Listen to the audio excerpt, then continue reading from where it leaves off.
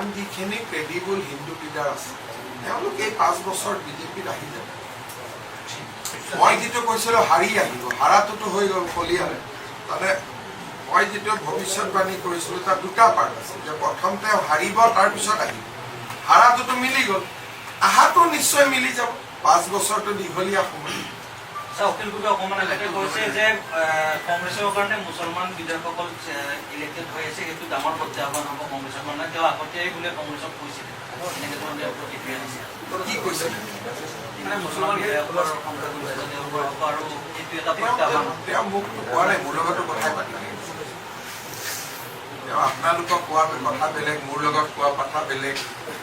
বৰ্তমান তেওঁ নিজৰ নিৰাপত্তাত ব্যস্ত আছে। এতিয়াতো তেওঁ পুলিচক ফোন কৰি আছে এস্কৰ্ট গাড়ীখন থাকিব লাগে বুলি। বৰ্তমান তেওঁ এইটো চিন্তাত আছে।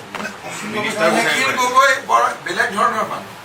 মোৰ আগত তেওঁ বেলেগ কথা পাতে, আপোনালোকৰ আগত বেলেগ কথা পাতে, কংগ্ৰেছৰ ওচৰত বেলেগ কথা পাতে। তেওঁৰ কথাবিলাক একে নহয়, তেওঁ বেলেগ বেলেগ কথা পাতি থাকে। নাজানো কিয় এস্কৰ্ট লাগে। আমিতো এস্কৰ্ট পাৰিলে এৰি দিয়াৰ মতলবত থাকো। তেওঁ এতিয়া IGP কেছবিক ফোন কৰি আছে এস্কৰ্ট। কালিৰ কাৰণেতো মই এস্কৰ্টখন দি দিছিলোঁ। কালি তেওঁ এনেই হুলস্থুল লগাই দিলে যে কৌশল দুৱৰীয়ে তেওঁক মাৰিব বুলি। মাৰিলে নেকি? তেওঁ হেডলাইনত থাকিবৰ কাৰণে কিবা কিবি কথা কৈ থাকে। যোৱাকালি তেওঁ কি পৰিৱেশ কৰি দিছিলে যে তেওঁক মাৰিবই। 3খন চিঠি লিখিলোঁ মই, এইবোৰ কৰি থকা নাছিল জানো? সৰু ল'ৰাটোৱে কিবা এটা কুটকুটাই থাকে। আৰু যেতিয়া একো কাম নাথাকে তেতিয়া তেওঁ তেওঁৰ একদম সন্মানীয় বৃদ্ধা মাতৃগৰাকী কষ্ট দিয়া আৰম্ভ কৰে। যেতিয়া বেলেগ একো নাথাকে তেতিয়া আমাৰো একে বয়সৰ মা আছে, ইয়াত লৈ আহিব তাত লৈ আহিব, কষ্ট দি থাকে। মোৰ দেখিলে বেয়া লাগে। লাষ্টত যেতিয়া একো কেইদিনমান একো কাম নাথাকে তেতিয়া সেইটো কামত লাগিব।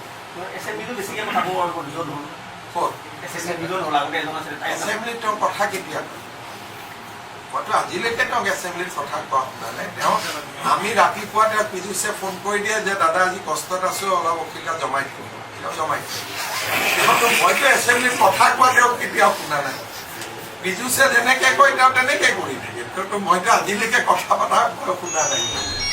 ৰাতিপুৱা পীযুষৰ লগত কথা পাতে, আজি বৰ ডাল হৈ থাকিব, আপুনিও জমাব, মুখ্যমন্ত্ৰীয়ে এনেকে ক'ব, তেওঁ তেনেকে কৰি থাকে। তেওঁতো কোনো চিৰিয়াছ কথা কিবা আজিলৈকে ভাষণ দিছে নেকি? 15 মিনিটৰ ভাষণ আজিলৈকে আপোনালোকে মোক কওক যে ৰাজ্যপালৰ ভাষণ বা বাজেট বক্তৃতাৰ ওপৰত তথ্য বা গোটেইখিনি গোটাই প্ৰমোদ গগৈয়ে যেনেকে শিৱসাগৰ বিধায়ক কোন আছে প্ৰমোদ গগৈ ডাঙৰীয়াই যেনেকে বিধানসভাত ভাষণ দিছিলে তেনেকুৱা আজিলৈকে অখিল গগৈ এটাও ভাষণ দিছে?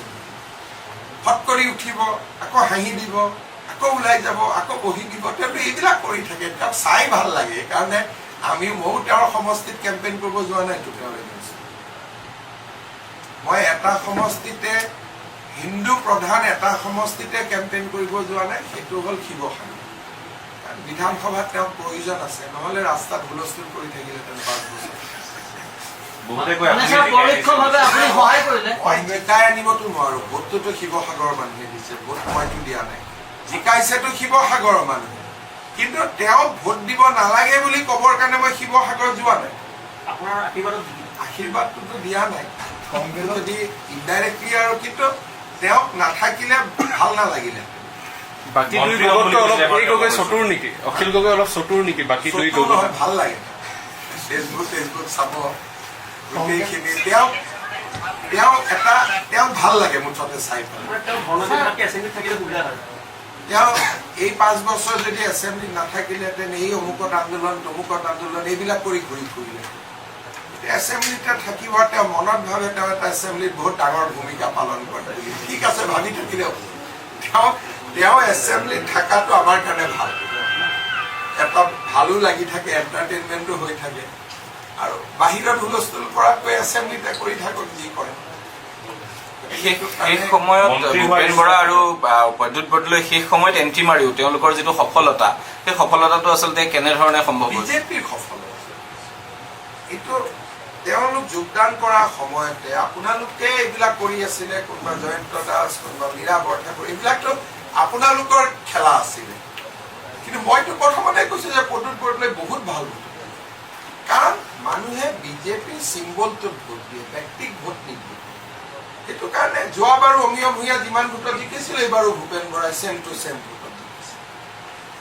প্ৰদ্যুৎ বৰদলৈও ভাল ভোটত জিকিছে এইবিলাক বাকী এইবিলাক আপোনালোকৰ জেনজি কুন্তি চৌধুৰী এইবিলাক চব আপোনালোকৰহে খেলা আছিল এইটোতো অসমৰ মানুহৰ খেলা নাছিলে এইবিলাকতো আপোনালোকেহে জমাই আছিলে গোটেই ইলেকশ্যন পিৰিয়ড মানুহেতো মানুহৰ কাম কৰি গৈ আছে যাক য'ত ভোট দিব লাগে মানুহে আগৰ পৰাই জানে মানুহে ভোট দিম বুলি নিশ্চিত ভোট দিছে কিন্তু এই বোলে জেনজি এই বোলে অমুক এই বোলে আপোনালোকে মানে এইবিলাক চব আপোনালোকেহে কৰি আছিলে এইবিলাকতো আমি পলিটিক্সৰ মানুহবিলাকেতো এইবিলাকত ইণ্টাৰেষ্ট লৈ থকা নাই কাৰণ পলিটিক্সত থকা মানুহে জানে যে এইখন বিজেপিৰ গাঁও বিজেপিৰ ভোট দিব এইজন বিজেপিৰ ব্যক্তি বিজেপিৰ ভোট দিব এইজন কংগ্ৰেছৰ ব্যক্তি কংগ্ৰেছত ভোট দিব এইজনে কংগ্ৰেছত ভাল পায় কংগ্ৰেছত ভোট দিব তেওঁ CPM-ক ভোট পায় CPM-ক দিব এইটোতো মোটামুটি সকলোৱে জানে আৰু এইবোৰ নিজেতো প্ৰভাৱিত নকৰে খালি কি ৰাতি ইনষ্টাগ্ৰামটো চাই ভাল লাগে ফেচবুক চাই ভাল লাগে কাৰেক্ট কৰি ওলালে এইটো পাৰ হৈ গ'ল ইটো ওলালে ৰাতি মানুহৰ টোপনিবিলাক আজিকালি ইনষ্টাগ্ৰাম চাই থাকোঁতে সময় পাৰ হৈ যায় পলিটিকেল পাৰ্টিৰ মেনিফেষ্টোত কেতিয়াও ভূপেন হাজৰিকা জুবিন গাৰ্গ এইবিলাক উল্লেখ কৰিব নালাগে এইটো কংগ্ৰেছক আজি এডভাইচ দিয়া মানুহ নাই কাৰণে এইবিলাক হৈছে আৰু কংগ্ৰেছৰ মানৱেন্দ্ৰ শৰ্মা কমপ্লেক্সতো চাবচোন ডাঙৰ কৰি জুবিন গাৰ্গৰ ফটো এখন তুলিছে কাৰ ফটো থব দিছে তৰুণ গগৈৰ ফটো কাৰণ পলিটিক্সৰ তৰুণ গগৈ আছে কাৰ ফটো থব লাগিছিল হিতেশ্বৰ শইকীয়াৰ ফটো কাৰ ফটো থব লাগিছিল গোপীনাথ বৰদলৈৰ ফটো পলিটিক্সৰ মানুহ তেওঁলোকে জুবিন গাৰ্গৰ ফটো তুলিছে ডাঙৰ তাৰমানে গোটেই ইছ্যুটোৱে আছিল যে কংগ্ৰেছৰ ভোট নাই জুবিনৰ ভোট লাগে আমাক তেওঁলোকে কি বুজাইছিল যে আমাৰ ভোটটোত নাই গতিকে জুবিন অনুৰাগীসকলে আমাক ভোট হয়নে নহয় তেওঁলোকে ইলেকশ্যনৰ আগতেই স্বীকাৰ কৰি ললে যে কংগ্ৰেছৰ ভোটটোত নাই আমাৰ ভোট নাই আমি হাৰিম গতিকে জুবিন অনুৰাগীৰ ভোটখিনি আমাক দিয়ে এতিয়া জুবিন অনুৰাগীটো ময়ো কৰোঁ বিজেপিৰ মানুহবিলাকতো জুবিন অনুৰাগী মেক্সিমাম জুবিন অনুৰাগী বিজেপিত থকা মানুহবিলাকে কাৰণ কংগ্ৰেছত থকা মানুহবিলাকেতো মায়াবিনী আৰু দয়াবিনীৰ মাজততো পাৰ্থক্যও নাই গতিকে কংগ্ৰেছৰ জুবিন অনুৰাগীখিনি হ'ল দয়াবিনী জুবিন অনুৰাগী আৰু বিজেপিৰ জুবিন অনুৰাগীখিনি হ'ল মায়াবিনীৰ জুবিন অনুৰাগী সেইকাৰণে তেওঁলোকে ক'লেইতো বিজেপিৰ মানুহখিনিয়ে তেওঁলোকক ভোট দি নিদিয়ে তেওঁলোকৰ গোটেই বস্তুটোৱেই ভুল আছিল সেইকাৰণে প্ৰথম দিনাই মই কৈছিলোঁ যে এইটো এটা পাপ হৈ আছে কাৰণ জীৱন কালত কোন কংগ্ৰেছৰ মানুহক আপোনালোকে জুবিন গাৰ্গৰ লগত এইটোতো একদম এটা নিকৃষ্ট ৰাজনীতি চলি আছে নহয় যে জীয়াই থাকোঁতে জুবিনক গালি পাৰিলোঁ মৰাৰ পিছত আমি জুবিনৰ অনুৰাগী এইটোতো এটা বেয়া পলিটিক্স হৈ আছিলে নহয় আজিৰ পৰা শেষ হওক জুবিনে কৈ গ'ল পলিটিক্স নকৰিবা বন্ধু তেওঁলোকে পলিটিক্স কৰি আছে সেইকাৰণে জুবিনৰ জেনুইন অনুৰাগীখিনিয়েও এইবাৰ তেওঁলোকক ভোট নিদিয়ে মোৰ যিটো এছেছমেণ্ট ভুল শুদ্ধ আপোনালোকে জানে পৱন খেৰা এতিয়া কি হ'ব এইটো কংগ্ৰেছটো কংগ্ৰেছ ৰখি বুলি হৈ আছে গোটেইকেইজন MLA-টো এইটো লাইনত এইটো কংগ্ৰেছ পিছত কি হয় বেলেগ কথা স্যাৰ পৱন খেৰা সহায় কৰিছে যিখন প্ৰেছ মিট আছিলে বিজেপিক যথেষ্ট সহায় মই কৰিলে ভাবো যে যোৰহাটত গৌৰৱ গগৈ পৰাজয়ৰ এটা মূল কাৰণ সেই সাংবাদিক নাই নহ'লে ইমান ভোটত তেওঁ নাহাৰিলে নিজৰ বুথতে মানে নিজৰ বুথতো হাৰিছে আৰু সাধাৰণতে কোনোবা বাহিৰৰ পৰা মানুহ আহি অসমীয়া জীয়াৰী বোৱাৰীৰ ওপৰত কথা ক'লে মানুহে ভাল নাপায় আৰু ময়ো যদি বেংগলত গৈ মমতা বেনাৰ্জীৰ ওপৰত পাৰ্চনেল এটেক কৰিলোহেঁতেন মোকো ভাল নাপালে কংগ্ৰেছত বৰ্তমান ৰাজনীতি কৰা বা অসমক বুজি পোৱা মানুহৰ সংখ্যা কম আজি আপোনালোকে চাওকচোন প্ৰিয়ংকা গান্ধী অহাৰ দিনা যদি প্ৰিয়ংকা গান্ধীয়ে প্ৰথম ভূপেন হাজৰিকাৰ সমাধিত গ'লহেঁতেন দ্বিতীয় শ্বহীদ বাকৰিত গ'লহেঁতেন তৃতীয় জুবিনৰ সমাধিত গ'লহেঁতেন তেওঁৰ পজিশ্যনটো কিমান ভাল হ'ল যেতিয়া অকল জুবিনৰ সমাধিত গ'ল এয়াৰপৰ্টলৈকে ৰাস্তা দি যাওঁতে শ্বহীদ বাকৰি আৰু ভূপেন হাজৰিকাৰ সমাধিটো ক্ৰছ কৰি গ'ল নুসুমালে লগে লগে প্ৰমাণ হৈ গ'ল যে এইটো ৰাজনীতি কৰাৰ কাৰণে তাত গৈছে এটা মই যদি কংগ্ৰেছত থাকিলোহেঁতেন মই কি কৰিলোহেঁতেন যে প্ৰিয়ংকাজী প্ৰথম জুবিনৰ তাত যাম শ্বহীদ বাকৰিত যাম ভূপেন হাজৰিকাৰ কংগ্ৰেছত ৰাজনীতি জনা মানুহৰ সংখ্যা নাই কাৰণে এই সৰু সৰু কামবোৰ কৰে আৰু বুজাই লৈ নাযায় ৰৈ ৰৈ বিনালে ৰৈ ৰৈ কেতেকী জুবিন গাৰ্গ জুবিন মাৰ্গ এইবিলাক যে কৰি থাকিলে এইবিলাকত মানুহে বেয়া পায় একদম চিম্পল আছিল প্ৰিয়ংকা গান্ধী জুবিন গাৰ্গৰ তাত লৈ যাব লাগে জুবিনৰ সমাধি কোনো বেয়া কথা নহয় আহোঁতে শ্বহীদ বাকৰিটো এবাৰ সোমাব লাগিছিল আৰু ভূপেন হাজৰিকা জুবিন গাৰ্গ দুইজনেই আমাৰ হিয়াৰ আমত জুবিনৰ সমাধিত যদি গৈছে ভূপেন হাজৰিকাৰ সমাধিটো সোমাই যাব লাগিছিল বোলে মই আগত এবাৰ গৈছো তেতিয়া বেলেগ কথা প্ৰিয়ংকা গান্ধীয়ে কেতিয়াও ভূপেন হাজৰিকাৰ সমাধিত অহা নাই তেতিয়া বস্তুটো তেওঁলোকৰ কাৰণে ভাল হ'লহেঁতেন অন্ততঃ মই ভাবিছিলো যে নাম নকওঁ আৰু যে আপোনালোকৰ ভিতৰে দুই এজন যি তেওঁলোকক সমৰ্থন কৰি আছে তেওঁলোকেও এই ভাল উপদেশখিনি দিব পাৰিলে মানে তেওঁলোকেও কিবা কাৰণত মিছ কৰিছে উপদেষ্টাবিলাকো মিছ কৰিছে যিসকলে উপদেশ ডেইলি ফোনত দি আছিলে তেওঁলোকেও কৰবাত মিছ কৰিছে মই ভাবা চিম্পল কথা ৰাস্তাটো একেটাই আছিলে ন